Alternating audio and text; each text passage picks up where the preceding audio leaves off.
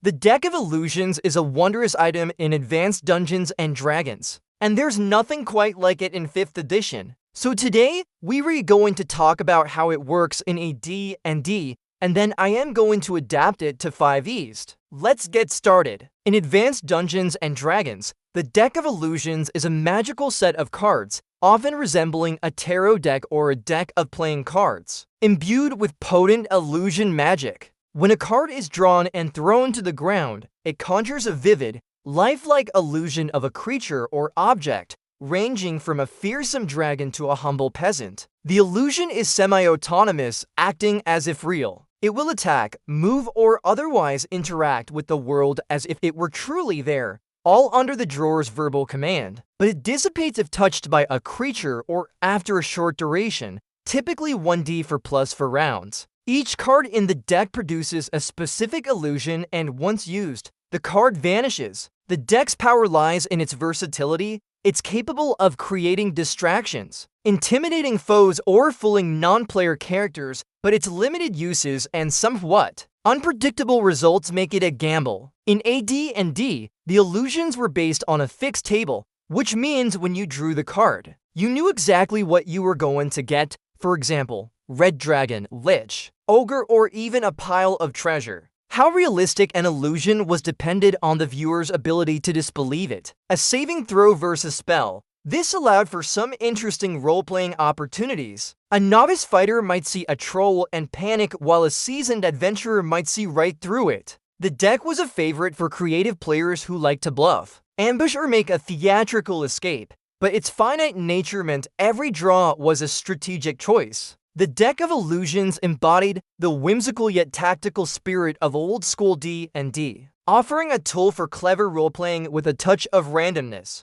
Now let's take a look at my adaptation of the Deck of Illusions for 5th edition. This deck of 30 for intricately illustrated cards bound in a velvet-lined, wooden case or wrapped in silk radiate a faint aura of enchantment. Each card depicts a creature, person, or object in vivid detail, from a roaring dragon to a gleaming pile of gold. The cards shimmer faintly when touched, and their images seem to shift slightly as if alive. When a card is drawn and cast to the ground, it unleashes a powerful illusion that can deceive even the sharpest eyes, making it a tool for trickery, intimidation, or desperate escapes. However, the deck's magic is finite, and each use consumes a card forever. So to use the deck, you would first have to draw a card. This is an action, and as part of that action, you can throw it to the ground within 30 feet, creating the illusion depicted on the card. The deck contains 30 cards, each corresponding to a specific illusion.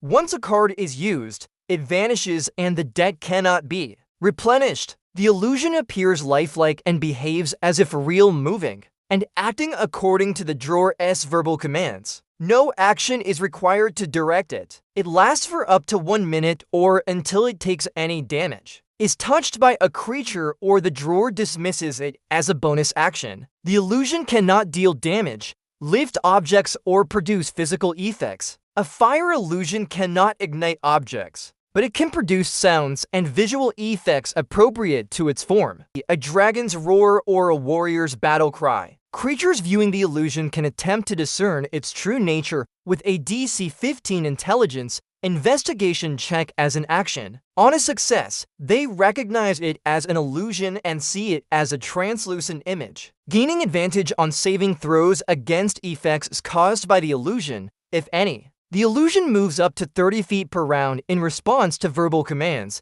but it cannot leave a 60-foot radius from where it was summoned. If the illusion depicts a creature, it uses the statistics of the creature for purposes of movement and interaction, but cannot attack or be attacked effectively. If the illusion depicts an object, e.g., a wall or treasure, it remains stationary unless commanded to shift position. A few of the illusions might produce special effects, a minor magical effect to enhance their realism. For example, a dragon illusion might force creatures within 30 feet to make a DC 15 wisdom saving throw or become frightened for 1 minute. A repeat save at the end of each turn to end. A treasure pile might entice creatures to approach it, but if it's actually a false illusion, it's not gonna do anything. Those are just examples. You would have to look at the card and decide what kind of effect it would make sense for it to have. If you want, you can break the illusion before the 1-minute duration is over. To do this, you would have to either dispel magic or use some other magic to destroy it. The deck itself is immune to non-magical damage, but it can be destroyed by powerful magic. Dispel magic cast at 5th level or higher, or immersion in a sphere of annihilation. If destroyed, all remaining cards burst into harmless motes of light. The deck of illusions is said to be crafted by trickster deities, fey-enchanters, or ancient illusionists seeking to deceive their foes. Some decks are tied to specific cultures, like a desert-themed deck with jennies and sandstorms, while others reflect the creator's whimsy, featuring bizarre creatures or surreal objects. Legends claim that a rare master card exists in some decks capable of summoning a permanent illusion, but at a terrible cost. The deck might be found in a trickster's lair, a forgotten library, or the hoard of a creature that values deception, a doppelganger or rakshasa. It could be a gift from a fey lord, a prize in a thieves' guild contest, or a cursed relic in a haunted manor. Its unassuming appearance makes it easy to overlook,